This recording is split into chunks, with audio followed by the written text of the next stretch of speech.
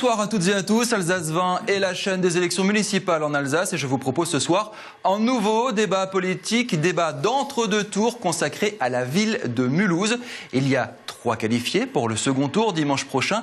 Ils sont présents ce soir, je vais vous les présenter. Jean Rotner tout d'abord, bonsoir. Bonsoir. Maire UMP de Mulhouse. À vos côtés, Pierre Freiburger, Parti Socialiste, bonsoir. Et en face de vous, bonsoir Martine Binder. Bonsoir. Front National. Alors, avant d'entamer la discussion, on va faire un petit récapitulatif avec les résultats au soir du premier tour. Regardez cette infographie. C'est vous, monsieur Rotner, qui est arrivé en tête. 42,16%, 10 406 voix pour vous. Pierre Freiburger, 31,39%, 7 746 voix. Et Martine Binder, 3e, 21,85%, 5 392 voix. Un petit tour de table rapidement pour les enseignements, l'avis voilà, du premier tour. Jean Rotner, satisfait de ce résultat, évidemment, j'imagine? Satisfait parce qu'il consacre un travail, une campagne et surtout j'aimerais remercier les Mulhousiens qui m'ont placé en tête pour ce premier tour. Mais je crois que derrière cela il y a l'expression effectivement très forte par un taux d'abstention quasi record d'un mécontentement et j'aurai la possibilité de m'exprimer là-dessus parce qu'il est lourd d'enseignements. Pierre Freiburger, 2e, 31,39%. Au soir du premier tour, vous disiez « je peux le faire, il manque 1200 voix ». Vous y pensez encore aujourd'hui? Vous en êtes encore persuadé aujourd'hui? Bien sûr, je crois qu'on est un peu dans la configuration de 2008. Je crois que à la fois la liste de Jean Rotner et la mienne ont connu une érosion des voix par rapport à 2008, contre une augmentation légère des voix qui se sont portées vers le Front National. Et puis il y a effectivement ces 1200 voix aujourd'hui qui ont voté blanc et les 54% d'abstentionnistes qui seront déterminants pour le deuxième tour. Donc il s'agit de remobiliser et puis il s'agit de voir également où se porteront ces 1200 voix qui ont décidé de voter blanc au premier tour vers le candidat du second tour. Martine Binder, une réaction également, 21,85%. Oui. Écoutez, notre objectif, c'était d'être au second tour, donc il est atteint. Et je crois que les Mulhousiens, malheureusement, n'ont pas su saisir la chance qu'ils avaient, parce que élire un maire... un Mulhousien sur 5 qui élit son maire, c'est quand même dramatique. Je crois que l'abstention a été quand même très dommageable dans cette élection. Et le premier tour est symptomatique d'un rejet d'une classe politique dans son ensemble, parce que les gens n'ont plus confiance dans les politiques. Le voilà, ce fameux chiffre de l'abstention à Mulhouse, regardez, 53,23%. Alors, on va évidemment réagir à ce chiffre, 53% des gens ne sont pas allés voter à Mulhouse. Je vais commencer par vous, monsieur Freiburger. On entend beaucoup de politiques depuis dimanche dernier, de gauche, des politiques de gauche dire, en gros, j'ai payé pour le gouvernement. Et cette abstention, c'est le signe d'un mécontentement. Les gens ont voulu dire non au gouvernement. Vous avez ce discours, vous, également à Mulhouse? Mais je crois qu'en fait, on connaît depuis maintenant ces dernières années, fondamentalement, un changement de la nature même de ces élections municipales. Moi, je dirais que j'ai le sentiment qu'avec la présidentialisation qu'on a connue ces dernières années, avec le mandat présidentiel qui a été ramené à 5 ans, on est dans une sorte de mi-terme, comme on le nomme aux États-Unis, en France, où les électeurs, à mi-mandat, effectivement, décident de s'exprimer par rapport à la politique nationale. Donc, effectivement, forcément, ça a des répercussions sur les élections locales. Donc, on paye en partie, oui, bien sûr. Et ce sont des électeurs qui ont exprimé leur mécontentement par rapport à la politique menée par les gouvernements, et cela, je le comprends. Mais d'un autre côté, il y a un deuxième regard, parce qu'en fait, l'élection est complexe. Il n'y a pas qu'une seule motivation. Il y a aussi les motivations locales. Et là, sur les motivations locales, force est de constater que seul un électeur sur 5 s'est prononcé pour les politiques portées par l'ancienne municipalité. Est-ce que Jean Rotner a la même analyse? Bien sûr que non, ça ne vous étonnera pas. Nous payons tous aujourd'hui en France, et pas qu'à Mulhouse, la politique gouvernementale.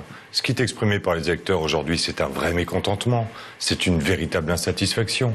Et à Mulhouse, ville peut-être plus fragile que les autres, nous payons doublement, effectivement, les mesures gouvernementales. Alors mon voisin me dit aujourd'hui, et nous dit, et il proclame partout qu'effectivement, il paye un petit peu les mesures gouvernementales, mais que c'est surtout, mais qu'il comprend. Il a adhéré à ce gouvernement. Il en a fait la promotion. Plus que jamais, quand l'ancien gouvernement était en place, il disait « quand nous serons au pouvoir, vous allez voir ce que vous allez voir ». Eh bien, les Mulhousiens ont vu, les Mulhousiens ont compris. Et François Hollande et Pierre Freiberger, c'est exactement la même chose. Le chômage augmente encore une fois en France et en Alsace. On a eu les chiffres hier soir. Et dans le même temps, le gouvernement a dit on va faire en signe, on vous a compris, on va baisser les impôts. Qu'est-ce que vous pensez de tout ça ? Moi, je crois qu'il faut que les Mulhousiens, surtout les Mulhousiens, comprennent que les gabégies et toutes les promesses non tenues, il faut arrêter. Quand on dit qu'on va développer l'emploi, quand on va créer 2500 emplois à la fonderie, quand on promet des choses qu'on ne peut pas tenir, eh bien, on ne peut pas s'étonner qu'après... qui promet 2500 emplois à Mulhouse. Là, on est sorti du gouvernement. Oui, mais qu'après, on puisse, à ce moment-là, on est dans une élection municipale. Les gens ont envie que dans leur proximité, à côté d'eux, on puisse créer quelque chose, une dynamique. Et malheureusement, cette dynamique n'est pas là. Et les promesses non tenues, il ne faut pas s'étonner alors que les gens n'aillent plus voter. Parce que le seul espace de liberté qu'ils ont encore, c'est l'urne. Et malheureusement, ils ne l'ont pas exploité. J'espère que d'ici le second tour, ils vont le faire. Parce que c'est important pour eux. Parce que demain, il faut qu'ils puissent décider de leur avenir. On part maintenant de nouveau pour 6 ans d'une nouvelle municipalité. Il faut qu'elle soit en confiance avec tous les Mulhousiens. L'emploi reste votre principale préoccupation pour ces élections municipales. Mais ce qui est troublant, c'est qu'une étude a révélé hier que vous n'aviez pas confiance en votre maire pour relancer l'économie locale. Alors on va tout de même parler de ce thème-là prioritaire. On va commencer par quelques chiffres clés pour la ville de Mulhouse qu'on a déjà présenté, qu'on va vous rappeler. 11,5%, c'est le taux de chômage. Dans la ville, ça fait à peu près 12 500 demandeurs d'emploi. Il y a 20 000 allocataires du RSA dans le Haut-Rhin et une très grande majorité à Mulhouse. Le chiffre est en constante augmentation et la ville de Mulhouse compterait à peu près 32% de taux de pauvreté. Il y aurait 32% de taux de pauvreté dans la ville de Mulhouse. Alors cette attractivité économique, j'aimerais que vous m'en fassiez une petite définition. Rapide tour de table et première vidéo dans quelques minutes. L'attractivité économique pour vous, Jean Rotner, passe par quoi ? Mais j'ai dit, c'est une transformation complètement différente de modèle. Quand j'annonce 2500 emplois, c'est un chiffre... C'est votre promesse phare, ça. C'est pas une promesse, je la tiendrai. J'ai écouté, j'ai compris et je le ferai. Alors je le ferai pourquoi et sur quelle base ? C'est une base très simple. Il y a aujourd'hui en Alsace et dans notre bassin de territoire, dans le bassin mulhousien, 6250 emplois qui sont liés aux nouvelles technologies dans leur ensemble. Ce sont des emplois, des entreprises à fort taux de croissance. Leur taux de croissance se situe généralement entre 5 et 10% par an. Prenons un taux moyen de 7,5% de croissance. Leur objectif, c'est de se réunir, de se retrouver pour que cette croissance puisse se faire. Eh bien, si on multiplie ça sur 5 ans, eh bien, ça fait quelque chose comme 2433 emplois. Je me laisse un an de plus pour arriver aux 2500 emplois. Pierre Freiberger, une réaction, et j'aimerais que vous m'expliquiez quelque chose. J'ai vu dans votre programme, je veux une politique en faveur d'une économie réelle. Qu'est-ce que ça veut dire ? Écoutez, en fait, tout d'abord, je crois qu'il faut pas faire croire aux Mulhousiens que c'est le maire de Mulhouse qui crée 2500 emplois. Je crois que ça, c'est un peu, effectivement, des paroles aujourd'hui, qu'on assène à longueur de journée. C'est pas le maire qui crée les emplois, ce sont les entreprises qui créent les emplois. Et donc, le rôle d'un maire, d'un élu local, c'est de favoriser, effectivement, l'attractivité de sa ville, c'est de favoriser, d'attirer les entreprises. Et donc, il faut donner les moyens. Je veux lancer une politique d'économie réelle. J'ai pas entendu. Je vais vous donner la réponse. J'ai pas entendu, par contre, par rapport à Jean Rotner, lorsque vous l'interrogiez sur l'attractivité de la ville, il vous répond c'est créer 2500 emplois. Mais c'est pas travailler sur l'attractivité de la ville. L'attractivité de la ville, c'est quoi ? C'est une ville où il fait bon vivre. C'est une ville où les gens ont envie de venir habiter. C'est une ville qui attire du monde. Or, aujourd'hui, qu'est-ce qui s'est passé ces dernières années ? Ces dernières années, on a perdu des Mulhousiens. On a perdu toutes les classes moyennes qui se sont expatriées à l'extérieur de Mulhouse. L'économie réelle, c'est quoi ? C'est toutes les économies aujourd'hui qui, localement, ne trouvent pas de place dans les marchés publics à Mulhouse. Donc, c'est la mise en place d'un Small Business Act pour qu'effectivement, les entreprises locales, elles puissent trouver du travail localement. Et donc ça, nous nous y engageons. Je m'engage très fortement à effectivement, pour la première fois, mettre un véritable Small Business Act en place afin de favoriser l'emploi localement, afin qu'il ne se délocalise plus. Jean Rotner. Ça m'étonne quand même. de quelqu'un qui appartient à la majorité gouvernementale, qui cherche désespérément aujourd'hui à inverser la courbe du chômage en France, de ne pas saisir l'opportunité d'un élu volontaire qui a envie de se mettre au service des entreprises, de leur faciliter leur implantation et de se voir recaler éternellement en disant c'est pas possible, moi je n'y crois pas. D'ailleurs, c'est un petit peu le refrain de M. Freiberger qui ne croit en rien, qui cherche perpétuellement à prendre sa revanche sur 2008 et qui n'a aucune autre perspective. Tournez-vous vers le passé. Voilà. Tournez-vous vers l'avenir. Qui n'a aucune. Voilà. Laissez-le répondre. Le lapsus, Martine Barder doit intervenir. M. Freiberger, vous me demandez de me tourner vers le passé. Ah oui, absolument. Pas du tout. Pas du tout. Moi, j'ai une ambition pour ma ville. J'ai une ambition pour ma ville. Elle est marquée. Elle est soutenue par le milieu économique. C'est l'Alsace qui gagnera parce que Mulhouse gagnera. Martine Binder, votre réaction, une idée forte. Alors j'ai retenu dans votre programme, vous voulez faire de Mulhouse la première ville verte de France. C'est votre principal objectif économique. Expliquez-nous. Écoutez, la chose principale que les Mulhousiens veulent, c'est pouvoir avoir une ville dynamique et qui leur plaît. Une ville dans laquelle ils vont pouvoir reconquérir ce tissu industriel qui leur est cher.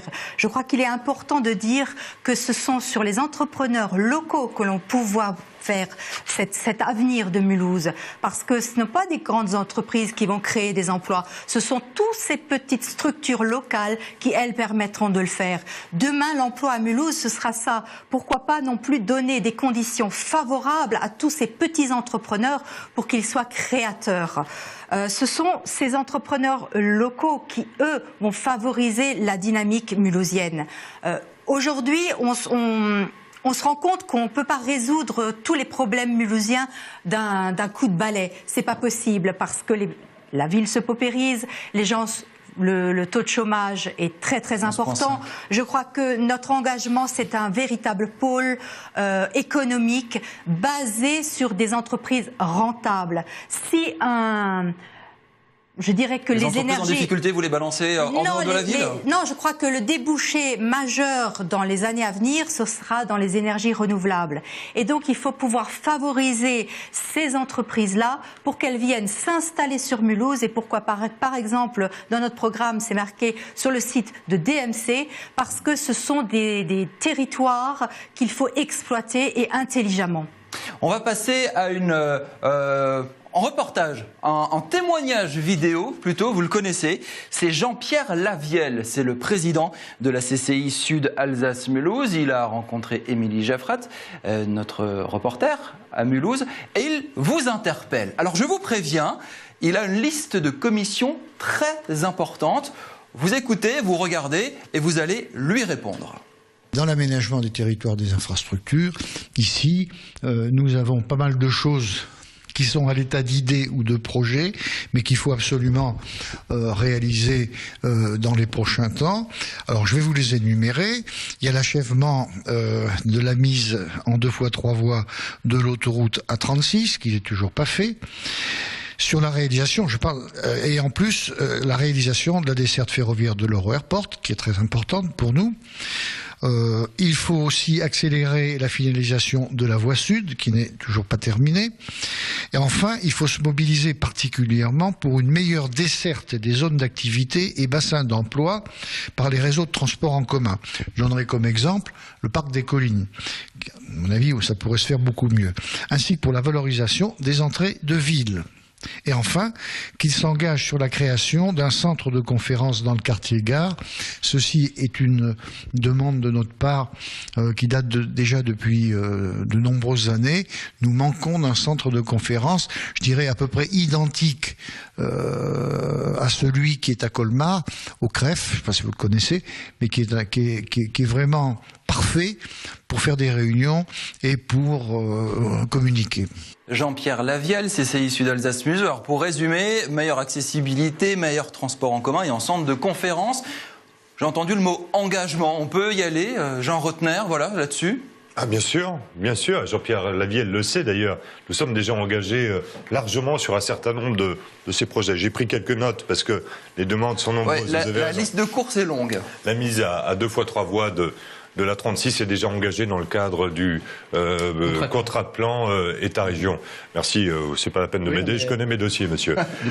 L'Euro Airport... Je vous donnerai la parole après, monsieur Freiburger. L'Euro Airport, c'est là aussi un dossier que porte largement le président de la région.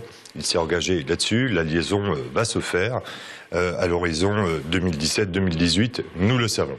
Sur la voie sud, engagement fort, les travaux ont débuté et ça permettra là aussi... Centre de conférence, ça peut être très intéressant. Centre de conférence, là il faut beaucoup de moyens quand même. Est-ce que la ville de Mulhouse peut en disposer ? Il ne faut pas forcément beaucoup de moyens, il faut travailler en complémentarité avec la Chambre de commerce, avec les autres collectivités. Je sais que le président de la région est favorable aussi à la création de ce centre de conférence à Mulhouse. Nous travaillons aujourd'hui... Laissez-le terminer son propos, je vous laisserai répondre, monsieur Freiburger. Le slogan de Freiburger, c'est respecter les autres. C'est assez amusant. Laissez-le répondre, monsieur Freiburger. Laissez-le répondre. Vous aurez la parole. Sur le centre de conférence, nous sommes aujourd'hui dans une phase d'étude qui permettra, dans les années à venir, de permettre à ce centre de conférence de voir le jour. C'est un équipement complémentaire indispensable au quartier-gare et au centre-ville à Mulhouse. Pierre Freiburger, c'est à vous. Alors je suis quand même assez ébahi d'entendre ce que je viens d'entendre, notamment sur le centre de conférence. Parce qu'il faut savoir que la compétence économique est portée à l'échelle de l'agglomération. Et qu'à l'échelle de l'agglomération, ce centre de conférence qui devait être inscrit dans la programmation pluriannuelle des investissements, je rappelle que l'agglomération est présidée par Jean-Marie Bockel, 5e sur la liste de M. Rotner, ce centre de conférence n'y figure pas. Donc aujourd'hui, on nous annonce, on le remet en perspective. Or, au dernier débat budgétaire, ce centre de conférence a été sorti, effectivement, des engagements financiers de l'agglomération. Donc il faut me dire comment aujourd'hui on peut tenir deux discours. Un en tant que maire de Mulhouse qui ne décide pas, et un en tant que membre de l'agglomération où on est soumis au diktat de Jean-Marie Bockel. En ce qui concerne les transports en commun, par rapport au coteau, moi je veux dire quelque chose. Je pense qu'aujourd'hui, Mulhouse, on est la seule ville de France à bénéficier d'un tram intramuros. À savoir qu'on a dépensé des sommes énormes pour ne pas permettre à ce tram d'aller desservir le bassin potassique, le parc des collines, éventuellement l'hôpital, voire la commune d'Ilzac, pour ramener du monde en centre-ville. Et donc l'un des objectifs, effectivement, et c'est ce que nous réclamons depuis longtemps au niveau de la M2A, et sur lesquels nous n'avons aucun engagement au niveau de la M2A par Jean-Marie Bockel ni par Jean Rotner, c'est de faire sortir le tram du quartier des Coteaux pour aller desservir justement le parc des collines. Ça, c'est un engagement que nous prenons et là-dessus, nous nous y tiendrons parce que nous nous donnerons les moyens pour effectivement financer ce prolongement du tram vers le parc des collines. C'est indispensable pour Mulhouse aujourd'hui. Une réaction déjà, pourquoi pas sur le centre de conférence ? Moi, je crois que monsieur Lavielle a bien raison, parce que pour dynamiser un secteur et donc une ville comme Mulhouse, il faut absolument et impérativement une intermodalité qui soit intéressante. Donc ce tram, on l'emmène au parc des collines ? Non, je pense pas. Je crois même que le tram était une idée très ambitieuse pour une ville de la taille de Mulhouse, avec un coût exorbitant. Je crois que c'est pas ça, la solution. L'Euro Airport est quelque chose de très intéressant. Et là, la région est tout à fait compétente dans le domaine. C'est très avancé. La mise à 2x3 voies, etc. Je crois que là où on doit axer les choses à Mulhouse, et le maire doit être le VRP de sa ville, il doit pouvoir proposer une autre image de sa ville avec des entrées de ville qui sont intéressantes. Parce que quand on vient sur Mulhouse et que l'on voit... C'est quoi une entrée de ville intéressante ? Qui soit le reflet de ce que peut représenter cette ville, le reflet d'une image positive, belle, intéressante et innovante. Et ça, malheureusement pour l'instant, quand on s'enclenche dans une rue comme la rue de Bâle, on est désolé, on se dit mais on arrive où ? On ne sait pas qu'on arrive à Mulhouse dans une ville dynamique. Et je crois que là, il y a un effort énorme à faire. On y met quoi, par exemple ? Des entreprises, des services, des parcs dans ces entrées de ville intéressantes ? Mais écoutez, il existe déjà des services. Il y a des entrées de ville avec un cinéma. Il y a des entrées de ville avec beaucoup d'attractivité, je dirais, locale, mais que l'on n'a jusqu'à présent pas mis en valeur. Une chose tout à fait, on va dire, tout à fait faisable et rapidement faisable, c'est de dire, voilà, dans la rue de Bâle, écoutez, les commerçants de la rue de Bâle sont heureux de vous accueillir. Pourquoi ne pas faire passer... Un peu de com', quoi, des panneaux. Voilà, faire passer un message positif et une belle image de notre ville. J'en retenais rapidement une réaction et on passe à la deuxième partie de J'étais juste l'émission. mis en cause sur Oui. la PPI et le centre de conférence. Enfin, mettre dans une programmation pluriannuelle d'investissement un centre de conférence dont on ne connaît pas encore aujourd'hui le montant et l'ampleur, c'est juste quelque chose qui ne se fait pas. Ça montre encore là aussi l'incompétence de M. Freiberger sur un certain nombre de domaines et de technicité budgétaire. Non, ce centre de conférence a été sorti de la PPI parce que les discussions, vous les menez depuis Mais maintenant. parce qu'aujourd'hui, on ne peut pas... Vous les menez depuis plusieurs années. Vous les menez depuis plusieurs années avec la CCI. Ne montrez pas du doigt, c'est pas beau, c'est pas bien. Vous en connaissez le montant. Vous n'avez pour l'instant...